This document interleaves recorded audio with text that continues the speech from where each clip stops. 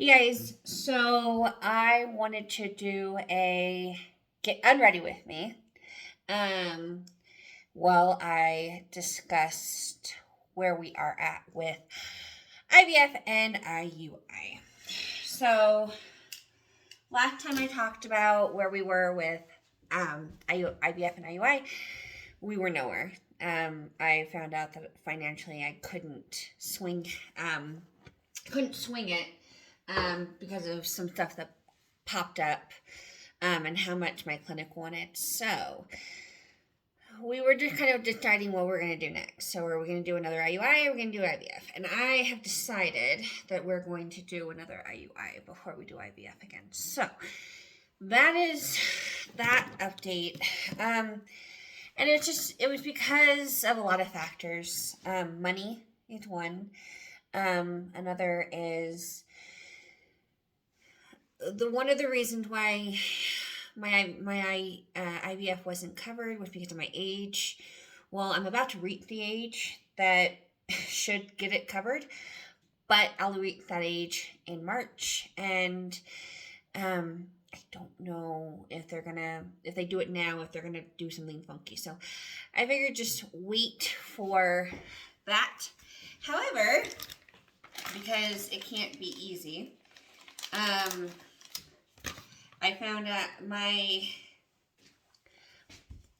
body is not really cooperating with the plan for anything because I'm going to be out of town the next 2 times I'm supposed to have my cycle because that is my luck.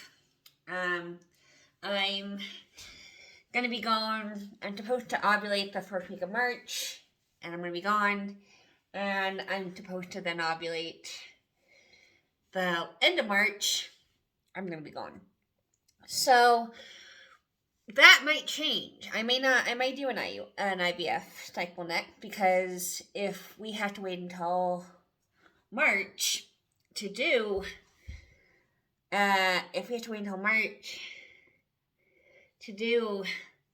my next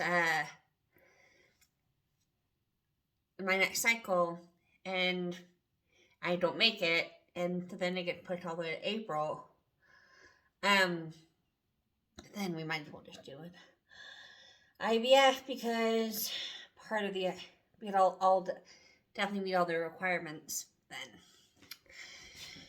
So I don't know where we are. I'm frustrated and annoyed, and I wish there was something we could do to make my,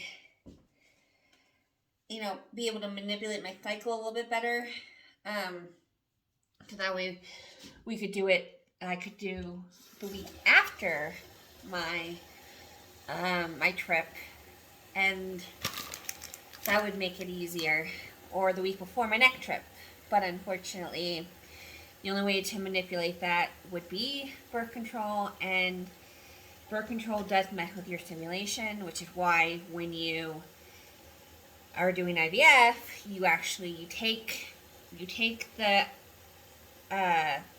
birth control to suppress your cycle just before you ramp it up and you stem. You actually stop your birth control 4 days before you start stemming. So that's why. So I'm frustrated that it can't be as easy as one hopes. But we're just in a holding pattern, and I'm hoping that I was kind of hoping that this cycle would be kind of a little bit either be long or be short, so that way we could figure out something. But in reality, I really hope it's the week after my vacation because my first vacation will involve roller coasters. In fact, both of them will involve roller coasters.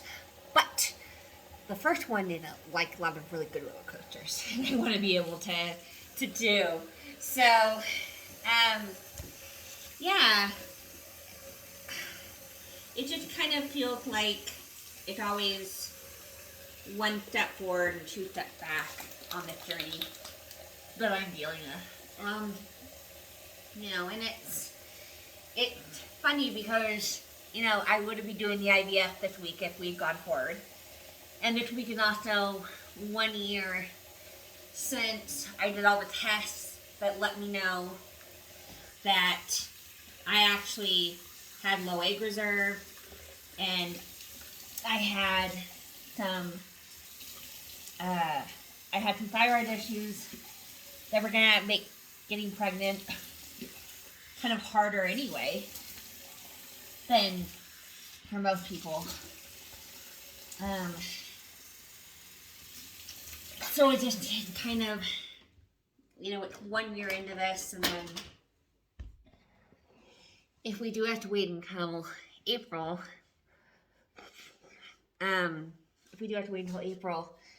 then that means that we're gonna be exactly a year since my first IUI. So in a way, it kind of feels full circle, but like most people who go through IVF and go through IUIs and go through infertility, I don't want to have to wait any longer. You wanted it to work the first time. And I know I'm a little melancholy too, because this last week and this month, if either of my IUIs that I lost in my 2 pregnancies, if either of them had stayed, or if I'd gotten pregnant with my first IUI, we'd be right around the time where I'd be getting ready to give birth. So it's a hard couple days, hard couple weeks. And there's just a lot going on, and that's not even including everything with kiddos, because kiddos factor into plans as well. So, but that's where we are, and I have to get a new sperm donor, which is always fun, and get everything ready. And then on top of this, we don't even know if my cysts that I had this last, which is why we didn't do an IUI this month, if my cysts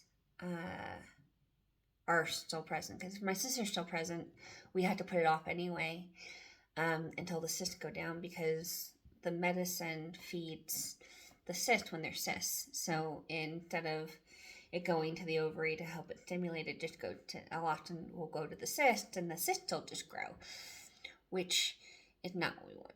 So it's just a waiting game. It feels like a long time waiting. A lot of people take for granted how easy it is for them to get pregnant. But that's okay. It's not my story to have this come easy, and that's okay. But still frustrating. It's still something that I wish was easier. But yeah, so that is my pretty much get unready with me. I'm not a big fashionista makeup person. I just basically use normal makeup wipes. And then I always, once I wipe down everything with makeup, I do my facial cleanser. And then I do my moisturizer. And, trying to get pregnant, you have to be very careful, because you have to be careful what the products you put into your body are. And so that's the other thing with this. And, I'm not usually very vain, but as you can see, for the before and after, covering all that acne and covering all that mess that's been my gift to all the hormones that have been going through me for the last year with no baby. But hopefully it'll get better. So if you stuck around to the end of this video, I really appreciate it. Please like and subscribe. Please comment and share. I see how many people watch it and don't comment. So just give me a comment, even if it's just like, hi. I'd appreciate it. You all take care and God bless. Bye.